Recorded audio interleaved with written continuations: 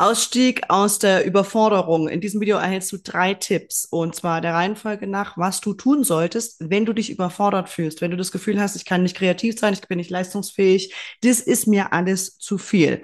Ich habe in den letzten Tagen einige Nachrichten zu diesem Thema bekommen und möchte dir Hilfestellung geben, wie du damit umgehen kannst, damit du möglichst schnell, das wollen ja viele von uns, wieder leistungsfähig sein kannst.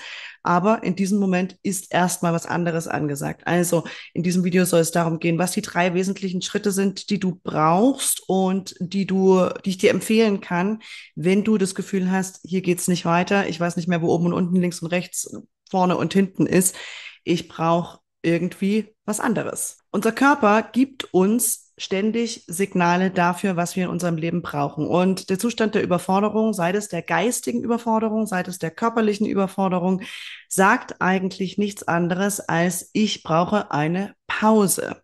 Und viele von uns sind natürlich in ihrer Kindheit und natürlich auch durch gesellschaftliche Prägungen damit aufgewachsen, dass wir nicht faul sein dürfen. Also wir dürfen uns nicht entspannen. Es muss ja immer weitergehen und du darfst nicht irgendwie einfach den Tag auf dem Sofa verbringen und das Wetter ist vielleicht noch schön draußen und so weiter. Also das heißt, viele von uns haben eine innere Stimme, die uns antreibt. Häufig kommt die von der rechten Seite. Also wenn du darauf mal achtest, die kommt häufig von der rechten Seite. Das ist die Stimme, die in uns den inneren Antreiber, den Feldwebel oder einfach auch die Mama oder den Papa macht und uns in Situationen, wenn wir eigentlich ausruhen müssten, sagt, nee, es geht nicht, ja. Also du darfst nicht aufhören, du darfst nicht einfach Pause machen, du darfst dich nicht einfach erholen, ruhig sein und mal alle 5 gerade sein lassen, sondern du musst immer weitermachen. Ja, der Job ist vielleicht anstrengend, ich brauche sofort einen neuen Job oder ich brauche eine andere Lösung dafür, bevor wir überhaupt erstmal wieder in einem Zustand sind, in dem sich Lösungen für uns eröffnen können. Also das erste ist Achtsamkeit auf deinen inneren Dialog. Wer spricht da und was spricht er, sie, es zu dir? Meistens auf der rechten Seite, ja, du darfst jetzt nicht Pause machen, du musst eine Lösung finden, es muss weitergehen, so geht das aber nicht und. Also diese ganze Kassette erstmal wahrnehmen und dann das Gegenteil entscheiden und sagen, stopp. Das ist nicht das, was wir im Zustand der Überforderung und im Zustand der Erschöpfung brauchen. Also wir können in einem Zustand, in dem unser Nervensystem auf 180 fährt, ja, in dem wir vollkommen überaktiviert sind, aufgrund der Einflüsse in unserer Umwelt, aufgrund der Marktlage, der Krise in der Gesellschaft oder sonst irgendetwas. In diesem Zustand können wir keine vernünftigen Lösungen finden. Das heißt, egal wie viel Antreiber in dir aktiv ist, dieser Antreiber führt immer nur dazu, dass dein Nervensystem weiterhin auf einem sehr hohen Stresslevel fährt und du keine vernünftigen Lösungen generieren kannst. Also jede Lösung, die da rauskommt, bei so einem Zustand des Nervensystems, des Gehirns, deines Lebens, wird eine Lösung sein, die genau das Gleiche zur Folge hat. Das heißt, der erste Schritt, den du machen willst, ist erstmal runterkommen. Ja, also dir einen Raum und ein Setting zu schaffen, in dem du zur Ruhe kommen kannst. Und das erste ist natürlich zu sagen, die innere Stimme weg. Das ist nicht die Lösung. Ja, also mehr Stress ist nicht die Lösung und nicht die Antwort auf hohen Stress. Das kann nicht die Lösung sein. Also wir machen jetzt mal was anderes. Wir sagen mal Pause. Ich muss jetzt erstmal als erstes runterkommen. Und es ist natürlich unterschiedlich, wie das für Menschen funktioniert und wie viele Tage sie dafür brauchen oder wie viel Zeit und Raum sie dafür brauchen. Das ist für jeden ein bisschen anders. Wenn du in dein Herz hörst, wenn du dich fragst, was du konkret brauchst, um runterzukommen, dann wirst du eine Antwort bekommen. Also manchmal ist es eine Woche, manchmal sind es auch 2 Wochen oder auch ein Monat. Ja, also das kommt darauf an, wie lange du in diesem super aktivierten Zustand unterwegs gewesen bist und was in deinem Leben auch sonst noch an Einflüssen so um dich herum ist.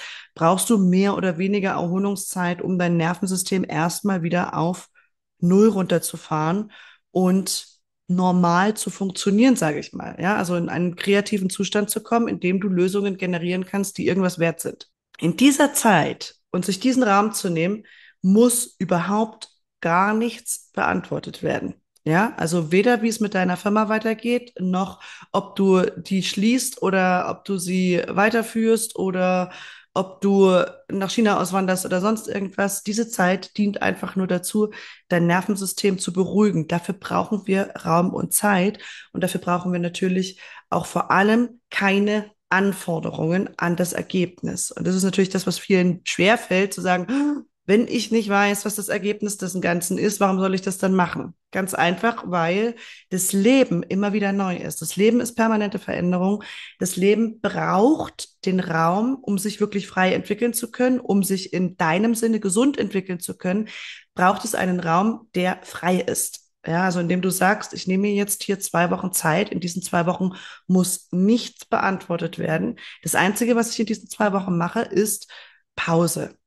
Ich esse gut, ich kümmere mich um meine körperliche Versorgung, ich gehe in die Natur, ich mache vielleicht Sport, ich höre mir vielleicht gute Musik an, ich lese vielleicht ein paar spirituelle Bücher, eins, zwei, drei, was weiß ich, Eckhart Tolle, Eine neue Welt oder Jetzt oder die Bibel oder den Koran oder von mir aus whatever, ja, die Veden oder sonst irgendwas. Also ich hole mir ein spirituelles Buch, was auch immer das sein mag und mach einfach erstmal Pause und mach nichts. Das Ganze finden wir natürlich auch in der Bibel als Tipp. Ja, also als Jesus seine Jünger losschickt, in dir, passiert alles in dir, ja. Also wir gehen hier nicht 2000 Jahre zurück, sondern das passiert alles in dir. Als Jesus seine Jünger losschickt, Jesus, die Energie des Lebens, da und der Anteil in uns, der mit Gott eins ist, der schickt seine Jünger los, damit sie arbeiten. Ja, die sollen unterrichten, die sollen lehren, die sollen heilen und so weiter. Und dann kommen sie zurück.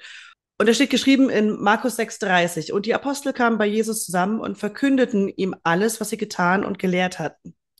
Und er sprach zu ihnen: Geht ihr allein an eine einsame Stätte und ruht ein wenig, denn es waren viele, die kamen und gingen, und sie hatten nicht genug Zeit zum Essen. Und sie fuhren in einem Boot an eine einsame Stätte für sich allein. Und man sah sie wegfahren und viele hörten es und liefen aus allen Städten zu Fuß dorthin zusammen und kamen ihnen zuvor. Also das heißt, das erste ist erstmal raus. Ja, also wir haben was gemacht, wir haben unterrichtet, wir haben in der Welt gearbeitet, wir haben Lösungen präsentiert, wir haben unseren Kunden geholfen und dann geht es erstmal in die Ruhephase, weil wir eine Integrationszeit brauchen für das, was wir getan haben. Insbesondere Unternehmer und Führungskräfte haben ganz große Schwierigkeiten damit, sich Urlaub zu gönnen, aber der ist notwendig. Also wir brauchen diese Zeit, Urlaub im Sinne von Erholungsphasen. Die kann man natürlich auch im Alltag einbauen und natürlich auch am Wochenende, aber viele tun ja auch das nicht, ja? Also Hustle Culture, immer am Arbeiten, immer am Tun, immer am Antworten generieren, das ist kein humanes Leben. Das ist nicht das, worauf unser Gehirn, unser Nervensystem ausgelegt ist, permanent mit Dutzenden und Hunderten von Informationen bombardiert zu werden. Wir sind so weit weg von dem, was unser Nervensystem und unser Gehirn eigentlich verarbeiten kann, dass es einfach auch diese dedizierten Ruhephasen und Ruhepausen braucht.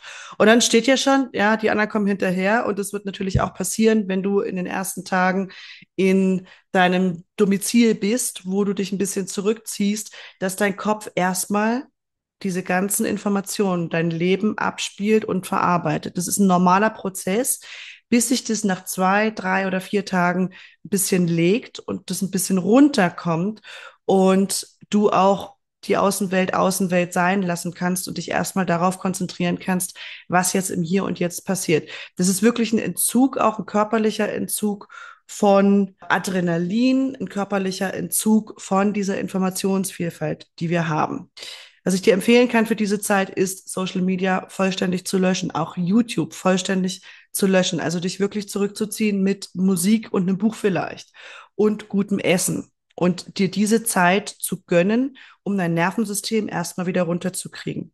Und dann sollte es in dieser Phase natürlich auch einen Raum geben, in dem du erstmal nichts machst, auch wenn langsam kreative Ideen wiederkommen und auch wenn langsam natürlich auch Dinge wiederkommen, was man alles so machen könnte und so weiter. Ja, also gerade im Urlaub, viele kennen das ja auch aus dem Angestelltenverhältnis. Du kommst in den Urlaub und plötzlich fängt dein Gehirn an, Geschäftsideen zu entwickeln. Also du wirst kreative Ideen irgendwann wieder bekommen. Und dann ist natürlich die Frage, habe ich überhaupt die Energie, das umzusetzen? Also schau dir das erstmal an, schreib das auf, wenn du das möchtest, aber nimm das jetzt nicht als das Ultimative, was man jetzt sofort unbedingt machen müsste. So, also das ist der zweite Schritt, wirklich dann auch diese Ruhezeit einmal zu genießen und nicht viel zu machen. Von mir aus auch einen Ausflug zu machen, ein bisschen in die Natur zu gehen, dich mit der Natur zu verbinden, heißt ja auch immer, dich mit deiner Natur zu verbinden. Also in den Wald zu gehen oder wenn du wegfliegst, wenn du dich irgendwo zurückziehst, im Süden vielleicht ans Meer zu gehen und so weiter. So, und wenn du sehr wahrnehmungsintensiv bist, also wenn du eine sehr ausgeprägte Wahrnehmung hast, hochsensibel bist oder irgendwas in dieser Richtung, dann wird dein Kopf dir tausende Bilder abspielen, was jetzt irgendwie der nächste Schritt ist oder vielleicht auch gar nichts. Und wenn du mit Chakren arbeitest, dann empfehle ich dir, das dritte Auge einfach mal drittes Auge sein zu lassen und diese ganzen Bilder, die da abgespielt werden, einfach nur anzuschauen und darauf nicht zu reagieren großartig, sondern das einfach mal durchfließen zu lassen. Das ist, ja, also deine Gedanken und deine Gefühle sind nicht die Wahrheit, die ultimative, die verändern sich ständig. Einfach durchziehen lassen, aushalten, in Anführungsstrichen. Also als erwachsene Person in einem erwachsenen Körper kannst du aushalten. Das heißt nicht wegdrücken, sondern einfach nur beobachten. Also geh in deine Beobachterperspektive, beobachte deine Gedanken, deinen Körper. Und dann gibt es das achte Chakra. Das ist so ungefähr 30 Zentimeter über unserem Kopf. Und das ist pures Licht. Das ist deine Seelenenergie. Und die kannst du immer dann, wenn du das Gefühl hast, ich verhedder mich in den Problemen. Ja, hier das dritte Auge spielt hier das ganze Problemszenario ab. Ich verhedder mich in Problemen. Ich weiß nicht, wie ich das lösen soll und so weiter. Gehst du ins achte Chakra, 30 Zentimeter über deinen Kopf und ziehst das Licht nach unten aus dem achten Chakra, so dass in deinem dritten Auge nur noch weiß oder Licht zu sehen ist. Also das ist eine Variante, auch diese Problemwelt, sage ich mal, also alles, was sich nicht gut anfühlt, ja, ob das jetzt schwierige Beziehungen sind, ob das der Job ist oder was auch immer, zieh das weiße Licht aus dem achten Chakra runter in dein drittes Auge, weißes Licht. Das ist alles, was du brauchst, ist der Fokus aufs Licht. Und dann kommen über ein paar Tage schon auch die richtigen Antworten, und zwar auch die richtigen Antworten für dich. Nicht in der 3D-Welt organisieren, nicht in der 3D-Welt orientieren, sondern möglichst vertikal. Chakren-Meditationen machen, deinen Körper reinigen, weiße Lichtduschen, violette Flamme, weiße Flamme, was auch immer du auf Spotify finden kannst an Meditationen. Auf meinem Kanal gibt's ja auch ziemlich viel Meditationen anhören.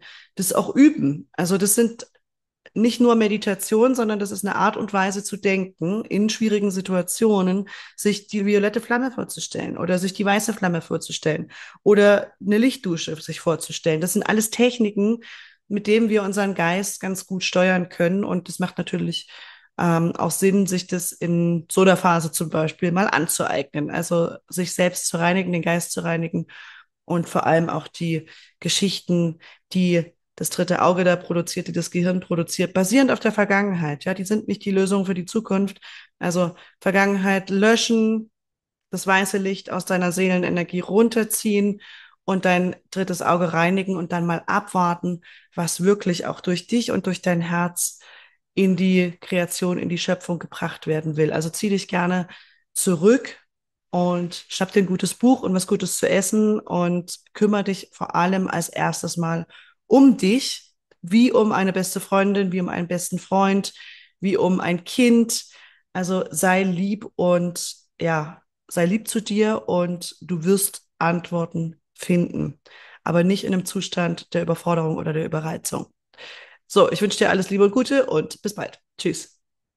Ich suche aktuell Testkunden für eine Potenzialanalyse. Das heißt, wir sprechen miteinander und wir schauen uns an, was deine Ziele und Herausforderungen im Business und natürlich auch im Beruf sind, wenn du angestellt bist. Ich suche dafür Führungskräfte mit Mitarbeiterverantwortung oder Entrepreneure, Unternehmer mit mehr als 150.000 Euro Jahresumsatz. Wenn du Interesse daran hast, mit mir über deine Ziele, über deine Herausforderungen und natürlich über auch dein Potenzial zu sprechen, dann melde dich gerne auf meiner Website zu dieser Potenzialanalyse. Die Bedingung dafür ist, dass du bereit bist, mir im Anschluss ein Videotestimonial dazulassen, mit dem ich für mein neues Produkt, nämlich für diese Potenzialanalyse, werben kann. Melde dich dazu gerne auf meiner Webseite an für ein kostenloses Vorgespräch. Den Link dazu findest du in der Beschreibungsbox unter diesem Video beziehungsweise in den Shownotes zum Podcast. Wenn dir dieses Video gefallen hat, freue ich mich über ein Like, über ein Abo des Kanals und natürlich auch über einen Kommentar, Wie machst du das, wenn du überfordert bist? Wie gehst du damit um? Und